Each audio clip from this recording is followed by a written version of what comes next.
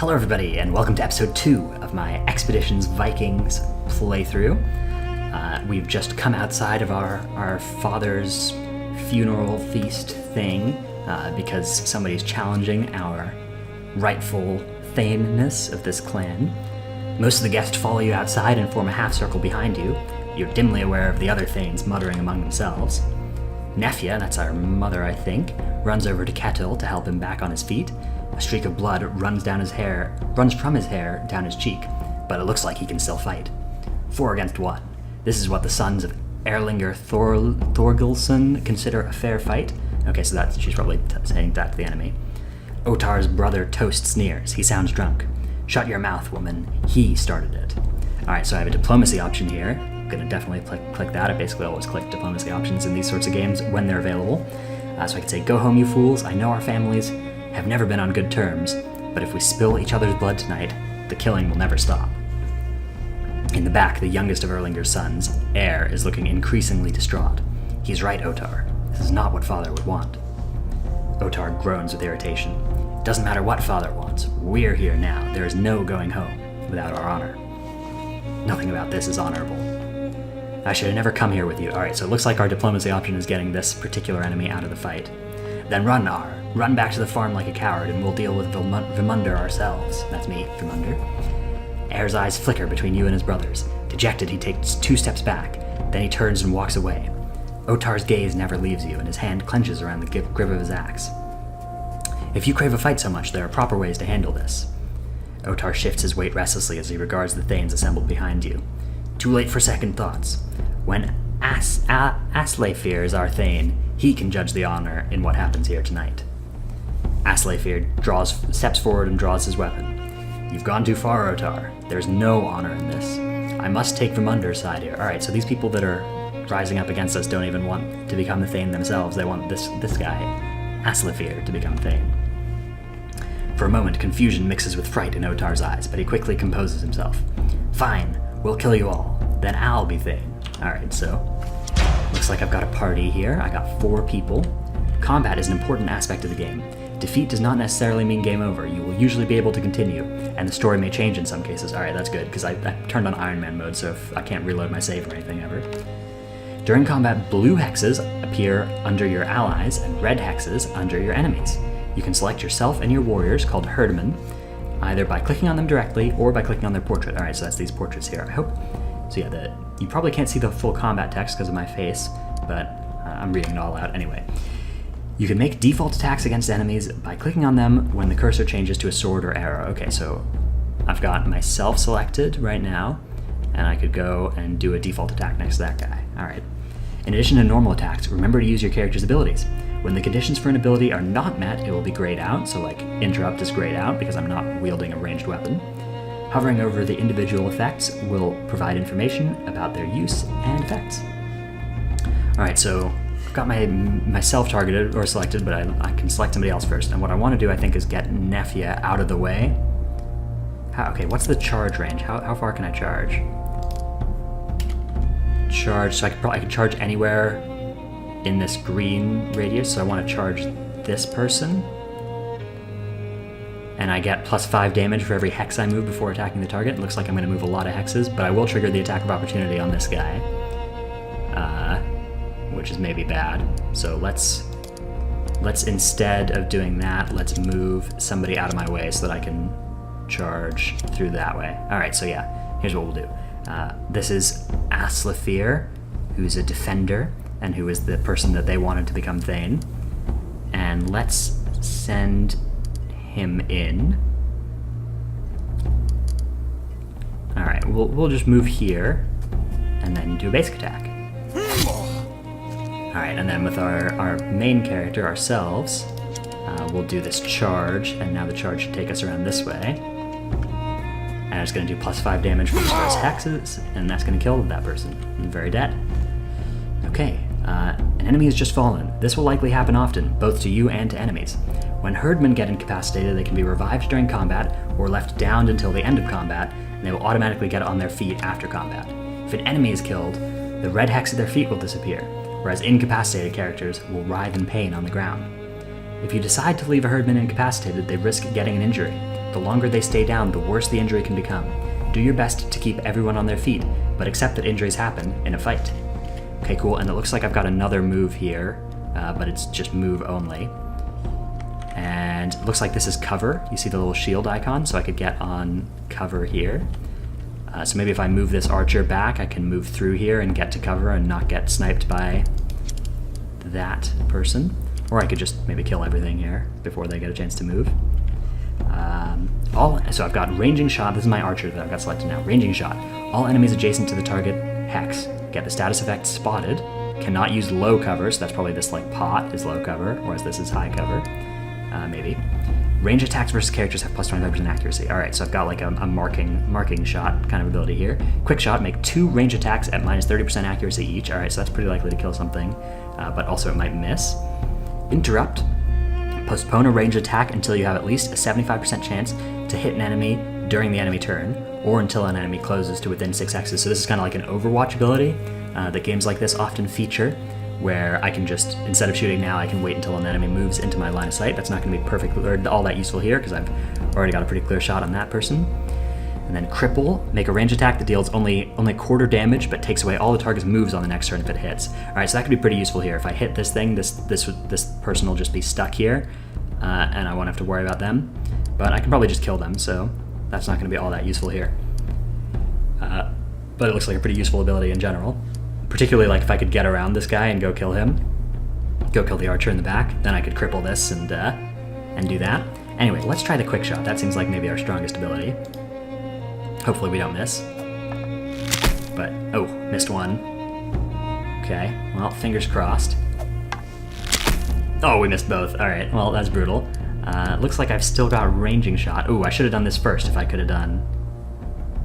Looks like I could have done a ranging shot and then a quick shot. I'm not really sure how that works, but like what I get to do on each turn yet. It's not really been made clear to me.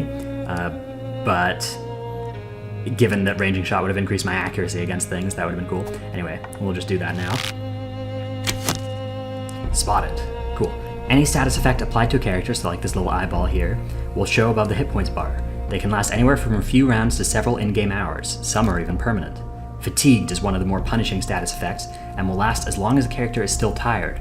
Resting, while camping, will get rid of it for the duration of the character's stamina, so make sure everyone gets their rest if you think that you might end up in a fight. To get more information about status effects, you can click the Info button, then click on the character you want to know more about. Okay, so the Info button. Where's that? Okay, this is the Info button. So if I click here, I can see that they are spotted. Right, perfect. And that's the detailed information. And I can also see their stats and what weapon they have active and stuff. Very cool. Okay, so anyway, I'm now out, right? So I shouldn't be able to shoot this. Yeah, okay. So now the last person who can act is, looks like my mother, who's wielding a spear. And let's get in there with just a basic attack. Oh, I don't even have to get in because I got a spear. I don't even have to get directly adjacent to them. Okay, let's end our turn. Oh, I got stunned up there. That was brutal. And I got harried as well. Okay, no, this person got harried. All right, let's learn what harried means. I think I know what stunned means, but harried is this little 3 icon. Base DR, so I think that's damage reduction. Yeah, is 0. Okay, so I've kind of lost all my armor and stuff on that particular person.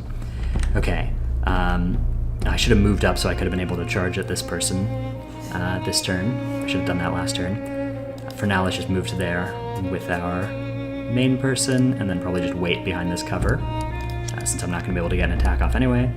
Okay, my stunned person obviously can't do anything because they are stunned. Alright, a character has just entered cover. Cover comes in either high or low cover. Alright, so this pot isn't even low cover. This is low cover. You see the half shield, and these are all low cover, high cover over here. When it applies, cover blocks attacks completely. There's no partial cover. You're either in cover or you're not. Cover protects you against range attacks from the direction of the space with cover. A character in low cover will automatically stand up to shoot over it, but will also be forced to stand up if an enemy stands next to them. High cover still works if the enemy is standing, but requires movement to shoot enemies at the other side. Alright, so basically I can't shoot through these high cover rocks. Low cover also works just as well, because you can crouch behind it, but you can be forced out of low cover when somebody walks next to you, but you can't be forced out of high cover. That's kind of cool. That's a new take on cover. Usually I see it just kind of like half cover, just applies half as much. Alright, so we can kick this person away and maybe shoot them. I've got quick shot back, and this person's still spotted, so I'm going to just go with quick shot again. There's no way I would miss 3 times in a row. Ooh, attack of opportunity. Alright, so looks like attack of opportunities also trigger if you fire your ranged attack off at people that you're directly next to. So yeah, if you move through a hex adjacent to the enemy, or disengage from their melee range, they get an attack of opportunity. And also it looks like when you fire a range attack right next to them, and each character gets 1 attack of opportunity per turn. So that means that now I shouldn't trigger another one. Oh, I missed. Oh man, I'm 1 for 4 on these quick shots. All right, so hopefully my last person here can finish this fight off. Or finish this person off, and then we'll just do the archer to deal with. Like all who face me. Oh. Alright, and let's just move up here so that we can kill this archer next turn. End turn.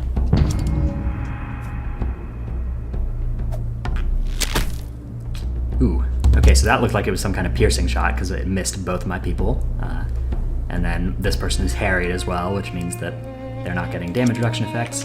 Okay, so let's start by...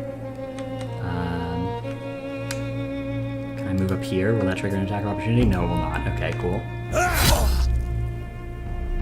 Hit him with an auto attack, and then hit him with a charge. Bang. Okay, well, that was won pretty handily. We took a little bit of damage on our archer, but the fact that we used our diplomacy to get somebody out of the fight obviously ended up working out well. Nobody got any new injuries because they were all alive at the end, although Ketil has an existing injury, a light head trauma. That's from the story event when he came outside and got knocked down by them. That's cool. So you'll see this screen. It has a few vital pieces of information. Yeah, injuries. You can see items still equipped by your people. All right, so utility items, nobody has any yet. Combat results. So any items that lost durability will have a red arrow on them, but nobody's items have lost durability here. All right, cool.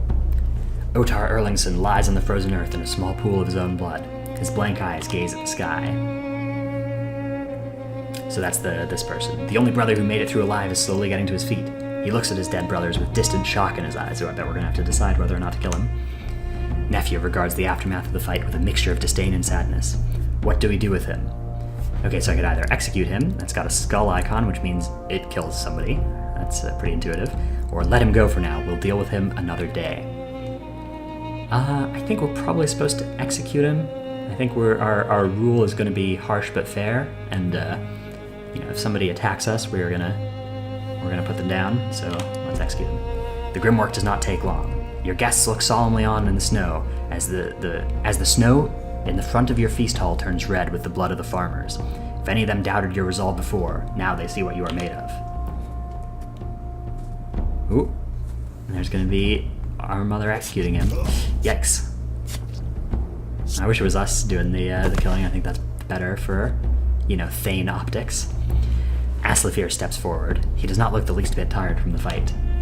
I supported you here tonight because Otar and his brothers were out of line. It is not the way of our clan to kill each other in drunken brawls. Vimunder, son of Nutter, I challenge you to a duel for the position of Thane. An excited murmur rises among the guests. Ketil mutters in a voice too low for anyone other than you and Nephew to hear. Can you believe this Bikju Sonar? Presumably some kind of swear in a Norse language. It's his right to issue such a challenge. His timing could be better, though. Alright, well, let's accept his challenge. There's not really much else to do. Hopefully it feels like if we do any of these other kind of options, we're gonna have to fight him anyway, and we're gonna look weak. So let's just accept his challenge, and then presumably we can beat him and get him to join us. That's how I would expect this to go. So I accept your challenge. He nods, satisfied. We will meet on Holmgang Island at noon tomorrow. May the gods favor you. Okay, we lost him as a follower. That makes sense. Okay, so this is the combat log that I can go up here at the top left, and each herdman has received 10 skill points. I've got a new quest, a new goal, which is to discuss my options with Astradur, and quest completed, the feast. All right, well, that's our first combat here. I can click on the compass rose to open the area map. which will show the layout of the area with points of interest and my current position marked. Okay, so that's me. That's the hall we were just in. This is the blacksmith. That's the witch's hut. That's the burial site, and then I can click, okay, how do I get out to the campaign map? I guess I can't without going out there. So this is kind of like the little area we're in, and then presumably the campaign map will be a much bigger view, and you can move between little areas that are actually playable on it. Anyways, next thing we're gonna have to do is discuss our options with Astradur, and then we're gonna have to go fight that challenge, but that's gonna be on our next episode of Expedition Vikings. So, hope you have all enjoyed this one, and I'll be back then for more.